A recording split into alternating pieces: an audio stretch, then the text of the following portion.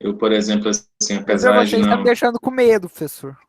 Medo, E essa mas é a temos que melhor, ter medo se essa mesmo, é a olha. melhor fase, eu não quero nem imaginar como é que vai É ficar pior. exatamente isso aí, Júlio, porra. Se Mas é essa é a porque o ser melhor, eu não quero humano, nem imaginar como é que é a pior. não, é porque o ser humano, gente, ele acaba sendo inconstante, né? Nós acabamos sempre querendo mais, porque faz parte da evolução.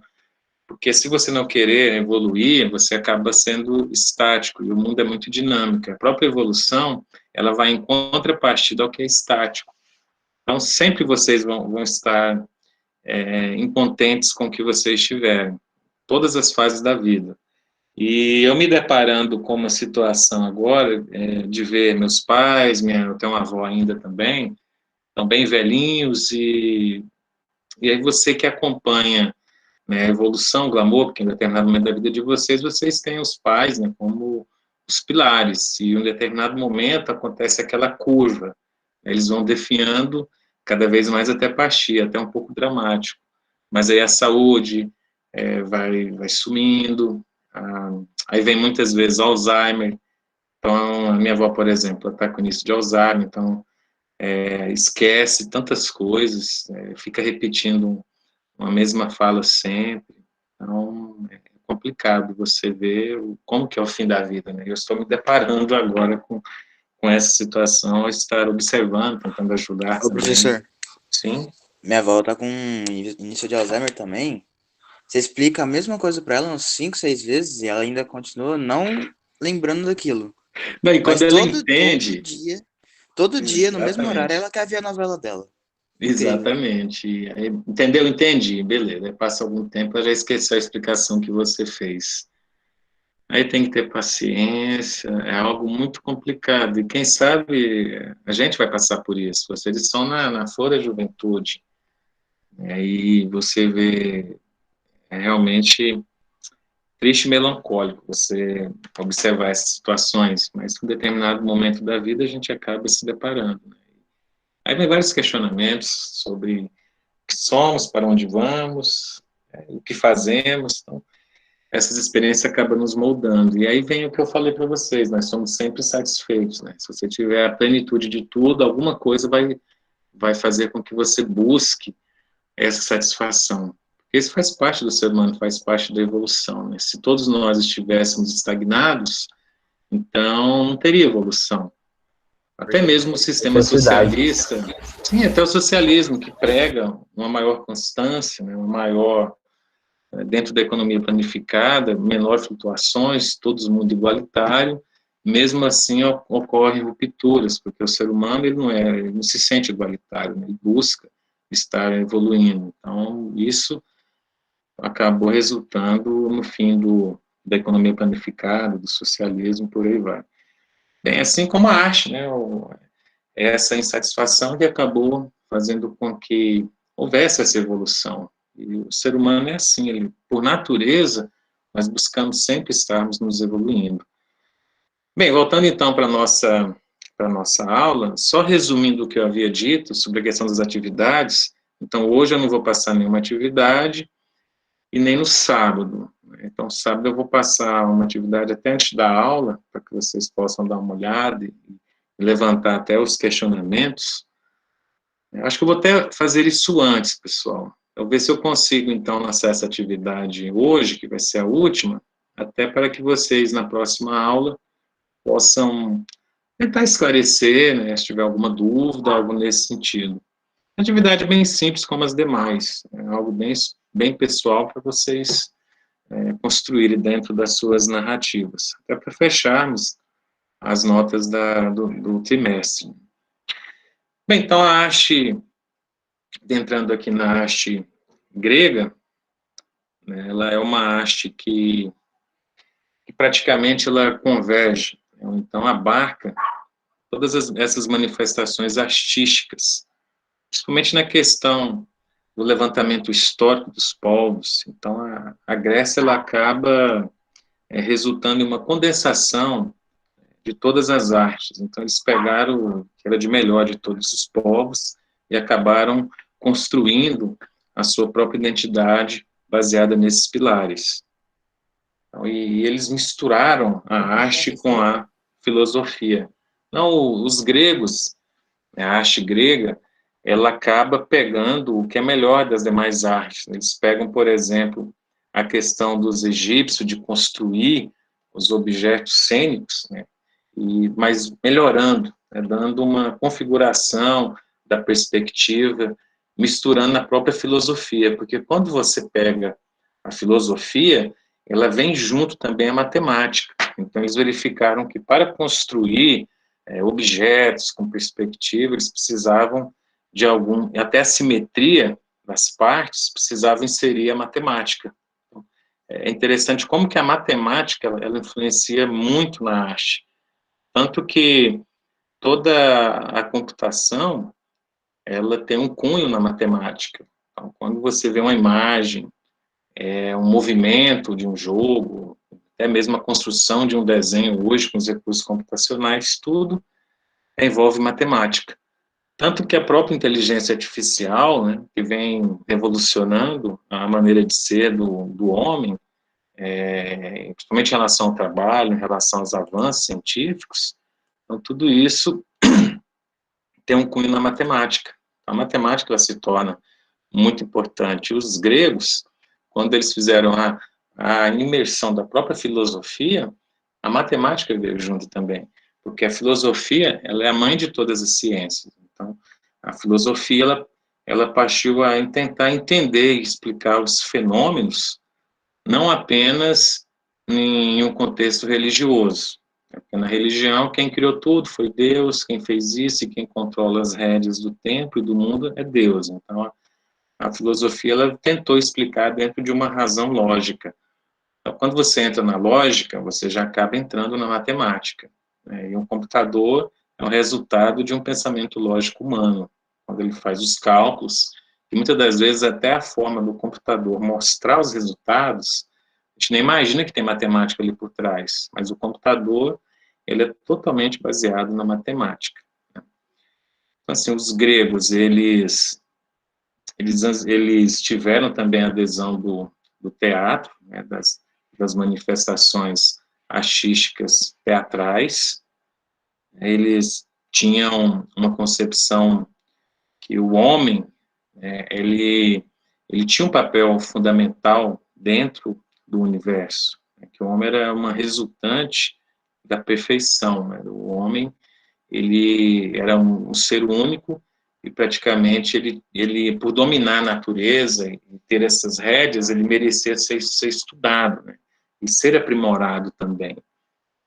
Então, a arte grega, como eu havia mencionado, né, ela passou por esses períodos, o arcaico, o clássico, o helenístico, e cada uma dessas fases históricas influenciou a elaboração das suas obras. Então, eles pegaram as ideias dos principais povos da antiguidade e acabaram condensando e construindo a sua própria história. É parecido com o que nós fazemos, né? Vocês estudam teorias, vocês estudam ciências e descobertas de outros cientistas para ajudarem vocês a evoluírem esse mundo acadêmico e científico. Então, nunca a gente acaba iniciando a construção de algo a partir do que nós sabemos sobre o que nos cerca, mas sim a partir dos livros, né? Nós vamos buscar uma determinada temática, um assunto, e a partir disso nós vamos construindo a nossa história e o nosso saber. Vocês, por exemplo, têm uma vasta estrada ainda a percorrer. Das vezes cada um vai para uma direção, né? Alguns vão para as áreas das humanas, outros para as áreas usáticas. Então, há sempre divisões, de acordo com o que mais lhe convém. Essa parte aí, os gregos souberam muito bem de absorver todas essas técnicas e culturas de outros povos para construir a si próprios, né? Assim como vocês estão estudando e vão evoluindo na carreira de vocês. Lógico que as brincadeiras que nós fazemos e tudo, isso é algo que, dentro do profissionalismo, dentro da evolução, acaba morrendo. Isso é muito ruim, né? Eu acho que a parte da juventude, a brincadeira, isso faz parte da vida, né? Deixar isso morrer, eu creio que não é uma coisa boa. E a gente vê isso muito nos adultos, né? Às vezes a pessoa fala, não, fulano é muito criança. Mas não, às vezes essa alegria a gente não pode deixar matar. A gente tem que levar conosco. Então, essa fase é muito contagiante por causa disso, a brincadeira, a forma como vocês agem, isso faz parte da construção histórica de vocês. E os gregos, eles faziam isso muito em relação às artes cênicas, às artes teatrais. Eles faziam circos, e aquilo ali era... O povo gostava muito. Sim. Poderíamos dizer, então, que a arte teatral, a arte de se expressar com o corpo, veio da arte grega, dos gregos? Sim, exatamente, até porque eles gostavam, idealizaram a questão da própria, não digo democracia, né, porque Sócrates, por exemplo, ele não gostava muito da democracia, porque a democracia ela faz com que todos sejam iguais exatamente na escolha dos seus governantes. E aí Sócrates achava que a pessoa, para escolher um governante, ele tinha que deter um determinado conhecimento, então ele era contrário à democracia. Mas uma coisa que os gregos tiveram e que ajudaram bastante foi o quê? A democratização das coisas, ou seja, eu consegui expandir e delegar que cada ser humano ele é um ser complexo e que pode colaborar como um todo. Então, por exemplo, o que seria isso? O povo ele teria que ter acesso, por exemplo, ao teatro, né? Porque o teatro ele envolve exatamente isso que você acabou de dizer. Então, o teatro ele teve um cunho na Grécia exatamente para que a arte pudesse o quê? Alcançar as demais pessoas. Então, infelizmente, até hoje, né, você vê que a arte ela é muito restrita, não está ao alcance, assim, de todos, mas naquela época era muito pior. Então, assim, eles já tinham essa noção de dar a importância ao ser humano, independente de qual posição social ele ocupasse. O teatro, por exemplo, o circo, né, os circenses, eles acabavam entretendo a plateia, entretia o povo, né? Então o povo gostava daquilo ali. E a arte, ela tinha aquele papel de entretenimento, né, que até hoje, né, a gente assiste filme, a gente vai no circo, vai em vários eventos culturais, exatamente para nos entreter. Mas a cada época da vida, a, acaba atingindo nós de forma diferente. Eu, por exemplo, um tempo atrás, eu tive a oportunidade de ir no Beto Carreiro, né, e eu levei meus dois filhos que eu tenho, um sobrinho meu, e eles gostaram muito mais da diversão dos parques, né, dos parques, dos brinquedos. Eu já tenho uma idade maior, eu já fiquei fascinado pelo teatro que dispunha lá daquela região, que me surpreendeu. Foi muito bom ver aquelas peças, o rigor da época, a dramatização. Então, isso, eu gostei muito dessa experiência, né? E muitas das vezes não é acessível a toda a população. Então, acaba a arte sendo exclusiva. Isso é ruim. Agora, temos a questão da popularização também, né? Algumas pessoas expressam as suas ações, os seus momentos culturais nos muros. Então, sempre vai haver algumas manifestações artísticas de acordo com os recursos que nós disponhamos, mesmo com recursos financeiros mais restritos. Bem, algumas características aí da Grécia, né? A questão da simetria, e para você conseguir a simetria, aí vem a filosofia da matemática, que ajudou a eles encontrarem os pontos simétricos nas obras, né? Conseguirem absorver um pouco da perspectiva. Então, isso acabou gerando, né, obras mais perfeitas, né? Então, quando você analisa superficialmente uma obra grega, você vê aquela perfeição, né, exatamente porque a matemática está envolvida. E isso nos fascina, a perfeição, os objetos simetricamente construídos, isso realmente é muito fascinante. Eles buscavam essa perfeição. E aí houve a mistura, como eu mencionei, de outros povos, então isso acabou resultando também deles pegarem certas teorias religiosas, exatamente para expressar e fazer essa mistura com a arte, e sempre valorizando o ser humano. Os gregos, eles acreditavam muito no ser humano, e ele, realmente, a partir dali, ele se tornou o centro do universo. O homem é o centro do universo até meados da Idade Média, quando a teoria mudou, né? Eles começaram a estudar a natureza também. E essas manifestações da natureza acabou trazendo também uma grande revolução, né? Descoberta do átomo, descoberta de outras teorias que mudou drasticamente a nossa forma de vida. Mas até então, o ser humano ali era o grande foco, né? Toda a filosofia, ela circuncidava em torno do ser humano.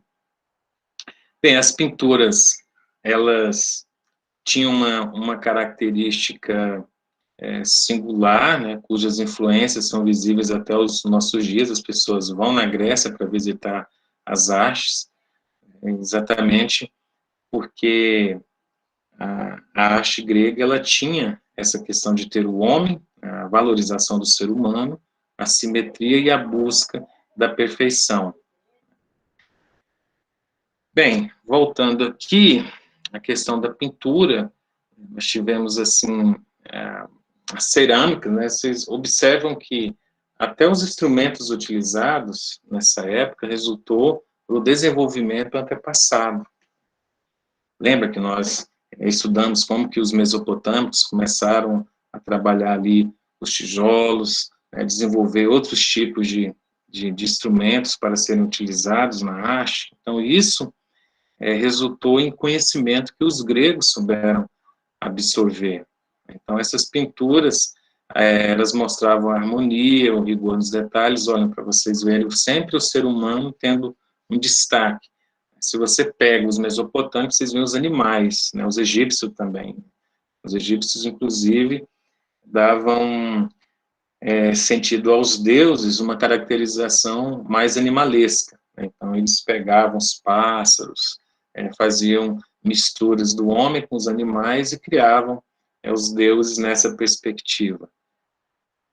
Ou seja, eles acreditavam que o homem e os animais, eles tinham o mesmo papel. Os gregos não. Os gregos, eles já acreditavam que o homem era superior aos demais animais. Por isso que eles acabaram desenvolvendo a arte para destacar o ser humano. Temos também algumas caracterizações, como pinturas negras sobre o fundo vermelho, então eles já começaram a analisar o destaque. Então, quando eu coloco uma figura mais negra no fundo e uma cor mais clara na frente, eu acabo dando essa perspectiva de ressaltar alguns objetos, né? Sempre o homem ali dentro de um contexto maior. Bem, os principais pintores gregos, segundo as histórias, foram Clítias, Eséquias e os Sófilos. Foram os principais pintores. Obviamente, isso é mais um cunho histórico, né? Isso acaba não caindo assim no Enem, é mais por curiosidade.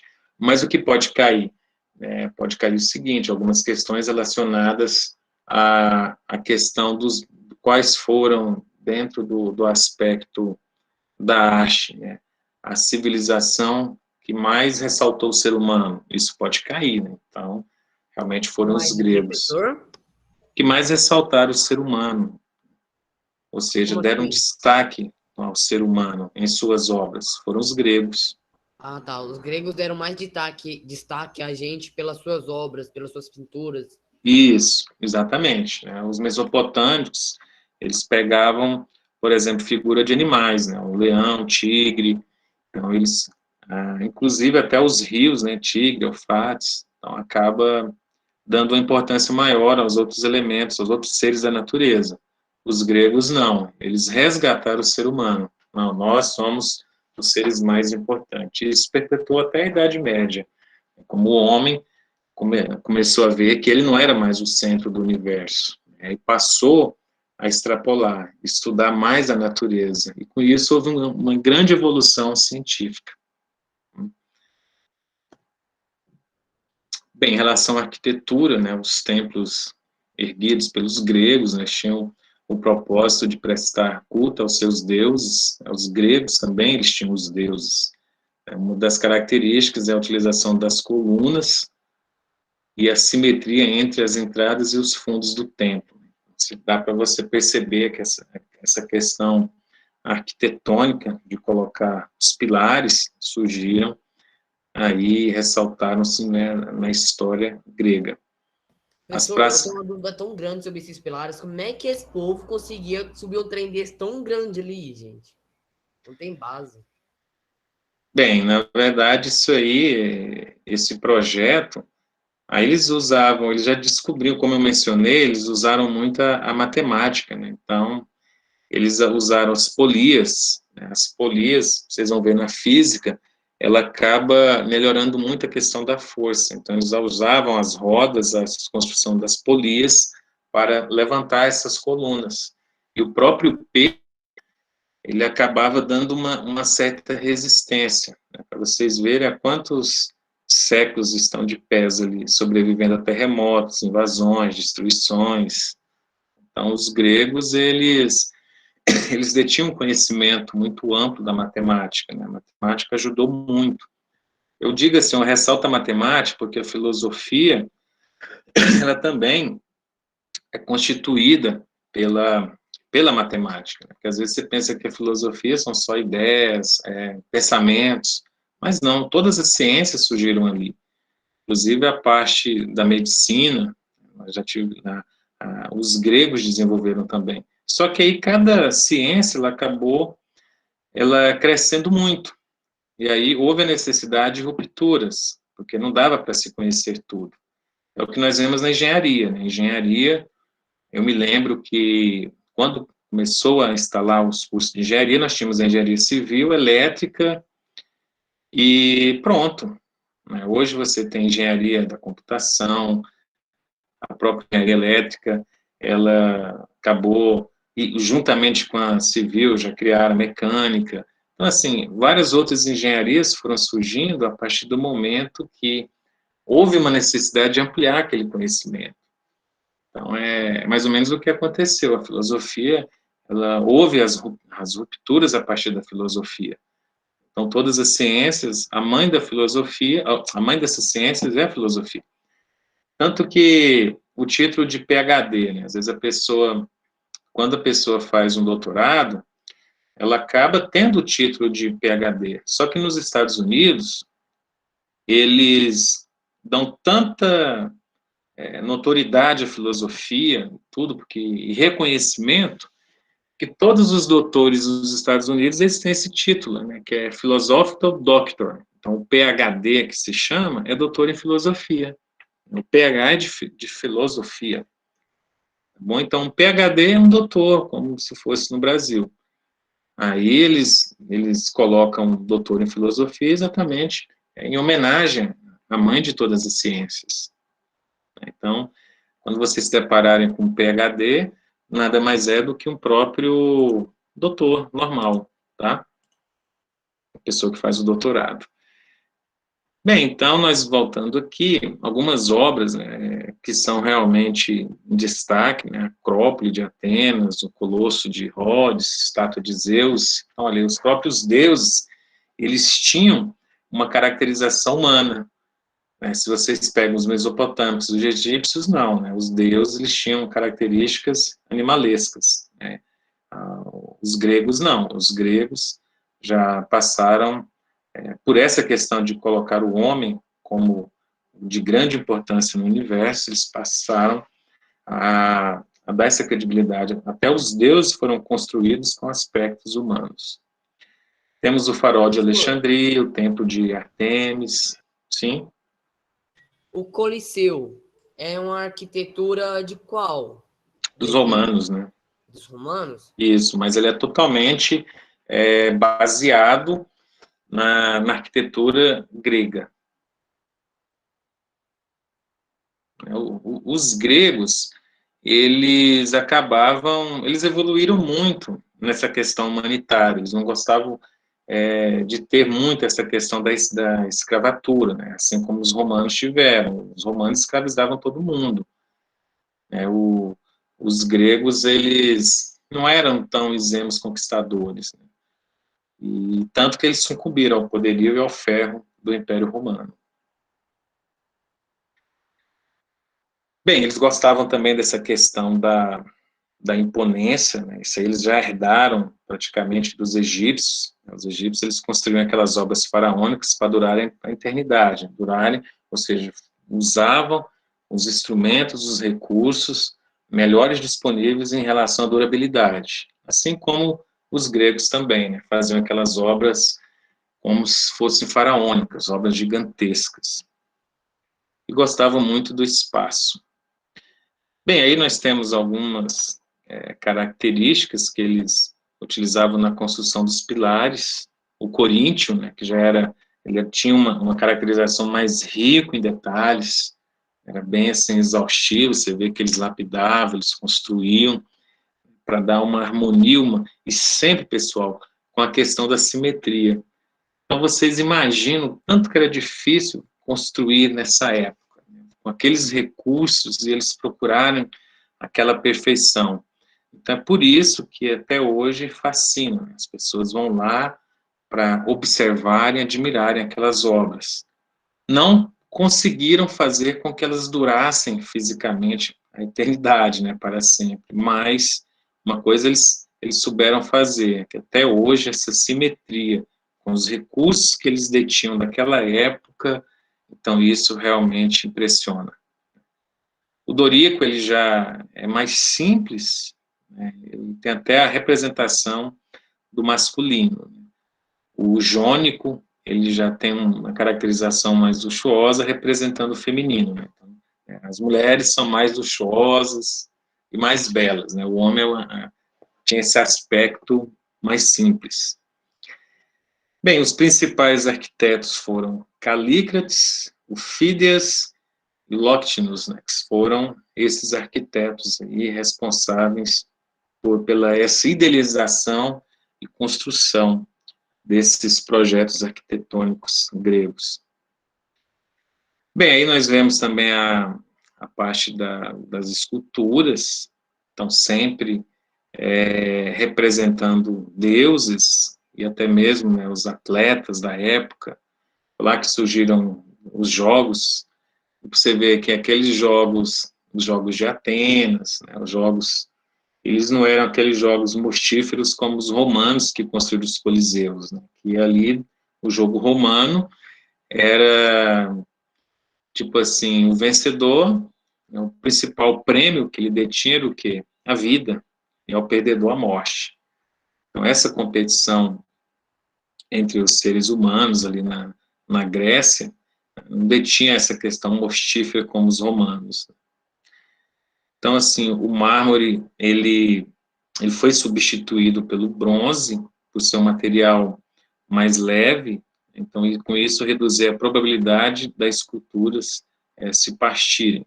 É bem interessante isso, porque o mármore, imagina, você está construindo uma peça de mármore, acontecia qualquer evento e trincasse. Então, eles já começaram a criar outros objetos com material que permitissem retratar os movimentos. Mas esses movimentos não era que os objetos eram articulados, mas que eu conseguia mover um objeto de um lugar para o outro. Então, muitas das vezes o transporte acabava gerando fissuras na obra de arte, e aí você acabava perdendo aquela obra. Então, aí, essas culturas, eles acabaram desenvolvendo e dando mais ênfase ao bronze exatamente por causa disso. Bem, as esculturas femininas com o tempo, eles acabaram criando vestimentas, né, eles acabaram desenvolvendo essa parte da criação das esculturas com roupas. Uma característica que é retratada é que eles não tinham grandes expressões faciais, não expressava muito a questão do sentimento, até porque o sentimento, ele acaba gerando uma fraqueza, né? O sentimento ele é visto como uma fraqueza perante a lógica, perante a razão, apesar de ser a característica que mais nos molda, que mais faz com que nós tomamos certas decisões, é realmente as emoções, né? Tanto que a ausência de emoções já causa um grande problema social, cujo indivíduo é caracterizado como sociopata, exatamente por ele não ter essas emoções, né? Então, os sentimentos, eles são de extrema importância na nossa vida. Bem, então, tivemos aí o teatro, né, com as festas em honra aos deuses, né, mais precisamente ao culto a Dionísio, que se constituiu numa parte de celebrações religiosas. Então, eles criaram exatamente Professor, as cerimônias religiosas, mas depois eles passaram a externalizar isso, a criar história social humana. E ali, realmente, eles figuram o que hoje é refletido até nas novelas. É o quê? A tragédia, né? O ser humano, ele gosta de assistir esses momentos marcados pela tragédia, né? Como é retratado em Romeu e Julieta, obra de Shakespeare na Idade Média. Então, Shakespeare ele soube utilizar e resgatar essa caracterização grega, que é o amor e a tragédia ao mesmo tempo. Essa mistura envolvia, fazia o ser humano chorar, se emocionar e querer assistir. E causar essa sensibilidade. Pode falar. Oi, alguém comunicou aí? uma obra literária, tipo um livro como uma arte ou não? Só para saber mesmo. Sim, o livro é uma forma, é uma expressão artística, com certeza. O livro, porque a arte em si, ela causa sentimentos. Então, você, ao se deparar com um quadro, as pessoas se emocionam, as pessoas choram, é algo, assim, muito pessoal e subjetivo, da mesma forma que um livro. Tem determinado livro que você lê, aquele livro te choca, né? Ele mexe com você. Então, o livro ele é uma obra de arte também.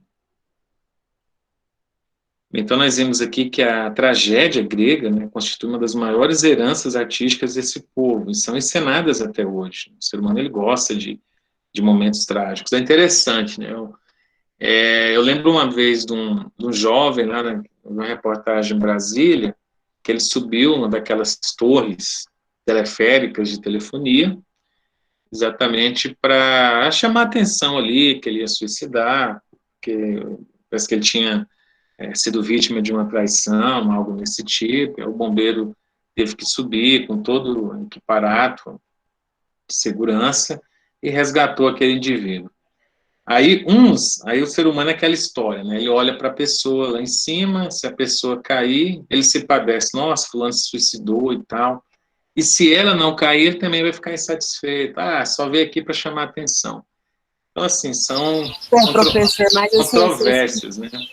professor, você se matar por traição é foda, é triste, professor. A pessoa que tem que chegar ao ponto de querer se matar porque foi traído, tem que levar essa pessoa para um tratamento, não por ela ter tentado se matar, mas ela por ter tentado se matar porque foi traído, professor. Cada um, ele, como se diz assim, né? A Júlia fala isso porque ela vive traindo o pessoal aí, né, Júlia? Não, eu não traio ninguém, eu que geralmente sou a traída da história. Pois é, mas esse caso lá, às vezes o indivíduo ele tinha uma expectativa, né, bem diferente, né, e é complicado, às vezes a pessoa endeusa tanto o ser humano e causa uma dependência tão profunda que a perspectiva de não ter mais aquilo, o indivíduo acaba cometendo essas atrocidades, né? Muito complicado, a gente vê muitos fatos e narrativas nesse sentido. Lógico, não é nunca uma justificativa plausível. Por exemplo, a própria Daniela Pérez, né, que foi morta pela esposa do Guilherme de Pádua por causa de ciúmes, né? Então, por causa de uma traição. E esses fatos, assim, essas narrativas acabam perpetuando, causando um sentimento assim constrangedor na gente, né? E aí vem essa questão emocional, o controle das emoções. Tanto que as organizações hoje, até um tempo atrás, elas valorizavam muito o QI, ou seja, a capacidade intelectual do indivíduo de estar tomando decisões e por aí vai. E aí alguns estudos científicos observativos acabaram identificando que os grandes líderes, as pessoas que tomaram mais sábias decisões, eram aquelas que tinham não um QI tão desenvolvido, mas sim um QE, que é o quociente emocional, né? Pessoas que tinham uma capacidade emocional mais resolvidas. E aí passaram a valorizar também o equilíbrio emocional da pessoa. Não é fácil você controlar as emoções. É igual quando morre um ente querido, morre um animalzinho, e você se compadece, você passa muitos dias ali vivenciando o luto, aquele sofrimento. E é algo irreversível, né? Não tem como você mudar aquele fato. Isso de uma forma racional, mas emotivamente falando, você chora, você você passa mal, né? Algo que faz até mal para você, mas que é algo que não temos controle. Mas A diga, gente alguém precisa perguntou da alguma... dor para sentir, né, professor? Sim, Para ter sentimentos. sim, nós somos seres que temos sentimentos, né? E os gregos descobriram isso. Então, o teatro chamava as pessoas, causava aquele sentimento e tudo, e não tinha mortes, né? Era uma encenação. Os romanos não, já criavam, não era encenação. Ali era um jogo mortífero. Então, o Coliseu, dizem, tá? Eu nunca cheguei a visitar o Coliseu, mas pessoas que têm uma certa sensibilidade espiritual, eles passam mal ao adentrarem no Coliseu, exatamente porque ali foram mortas várias pessoas. Então, ali é realmente um monumento de tragédias. Quantas tragédias humanas não aconteceram ali? Você entrar duas pessoas sabendo que o prêmio maior seria a vida, e até quando duraria aquela vida? Então, os gladiadores, eles... o único intuito e vivência que eles tinham é sobreviver. Então, eles lutavam pela sobrevivência, só que com o tempo, o organismo já não ia conseguir se manter ativo por longa data. Então, ele acaba sabendo que um dia a morte iria chegar. Então, a vida do gladiador era péssima, né? Era pior talvez até que de um escravo. Bem, Ô, mas, professor, hum, tem um arco de um anime que eu assisti esses dias pra trás que era o arco em si era ao redor de um coliseu. ok. Nele tinha uma personagem que ela tinha que sobreviver a 1000 lutas, se eu não me engano, pra ela conseguir A a liberdade, né? liberdade. É mais ou menos isso, né? É algo assim, é impossível de se conseguir. Então, era um treinamento exaustivo, técnicas de guerra e tudo aí, de guerrilha entre os seres humanos, né? Eles lutavam em relação àquilo ali. E você saber que ao vencedor a vida, ao perdedor a morte. Então, é algo realmente bem dramático.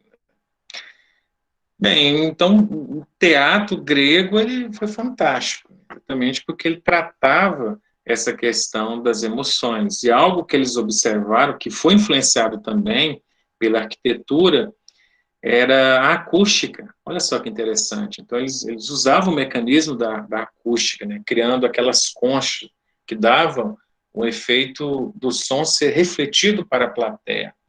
Até isso eles começaram a observar, né, e desenvolveram também a comédia, né, que a comédia é uma forma bacana de arte, né, na qual causa aquela sensação bacana, né, de você assistir, de você rir. Ou o Anderson Nunes, a youtuber, né, ele ficou famoso exatamente por ser um comediante nato, de É fazer as Whindersson Nunes, pessoas rirem. professor.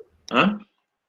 É Whindersson. Whindersson, desculpa, Se eu Whindersson. não me engano, É é isso aí, É Whindersson, o né? Whindersson. Whindersson. Exatamente. Tá, Whindersson Nunes. Então, assim, foi uma questão de evolução daquela época grega. Olha só, até hoje isso impacta. Então, nós tivemos alguns aí, artistas do teatro que foram... Interessante, por que nós sabemos esses nomes e até o Aurelius, né? Porque foi escrito, né? Então, nós vimos que a escrita que foram desenvolvida por sumérios graças a ela, nós temos esses fatos, as narrativas, o nome aos personagens. Porque na arte rupestre não tínhamos nomes. Quem será que foi a pessoa que fez aquela arte? Tinha uma identificação. Só sabemos a representatividade social, o movimento que aquela pessoa participou, que fez com que ela construísse aquele desenho. Mas nome nós não sabíamos, né? Já no teatro grego nós já temos os personagens.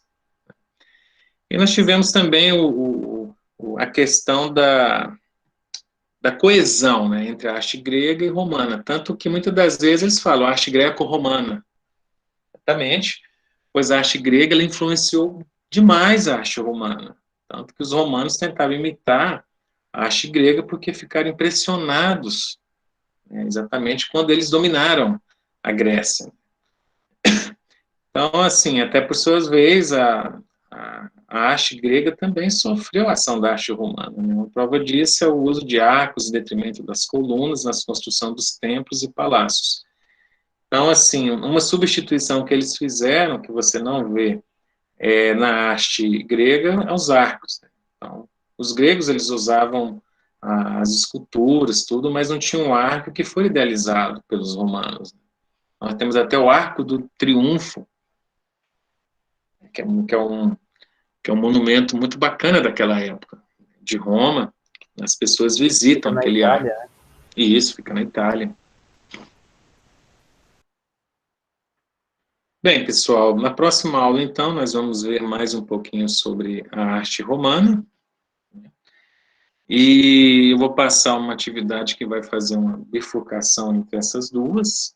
Quero ver se eu passo isso para vocês, provavelmente hoje, né, para dar um tempinho a mais. E então, por si, eu queria Professor, agradecer a presença de vocês por essa aula e perguntar se há alguma dúvida, algum questionamento a professor, ser feito. Sim, pode comentar. o senhor vai passar vai colocar como que vai ser a atividade para sábado, é isso? Você vai meio que deixar ela para a gente ver, mas não vai deixar a gente mandar. Não, vou deixar também, quem puder adiantar. Quero ver se eu consigo mandar ela hoje, para que vocês já Aí sim, possam, liberado. para que vocês já possam entender mais ou menos o que eu estou querendo.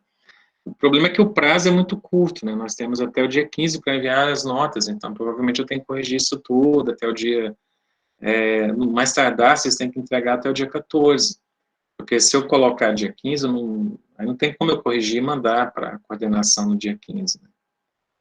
Então eu vou passar uma atividade simples envolvendo essas duas artes aí, a arte greco-romana, para que vocês possam fazer atividade. É simples também, não vai ser nada complexo, tá bom? Até porque Licença, a gente, professor, deixa eu fazer uma pergunta. a gente sofre algumas limitações na hora de fazer esses exercícios. Presencialmente, nós poderíamos usar umas dinâmicas mais diferentes. Mas, pois não, pode comentar? Sábado vai valer presença ou nada? Não, presença geralmente eu até não dou, porque segundo a coordenação, ninguém pode ser reprovado por falta no momento de ensino à distância, né? Porque podem acontecer diversas interferências que não dependem do aluno. Rede de internet ineficiente, tanto que nós temos que disponibilizar a aula online para que vocês depois possam ter acesso. Então, isso acaba impedindo uma penalização mais forte. Então, por isso que eu acabo não fazendo a chamada em virtude disso, tá bom? Então, a pontuação eu vejo pela realização dos exercícios, tá ok? Obrigada. Então, qualquer dúvida, pessoal, vocês têm meus contatos aí, podem entrar em ação a qualquer momento, tá bom? Eu vou, então, interromper aqui nossa gravação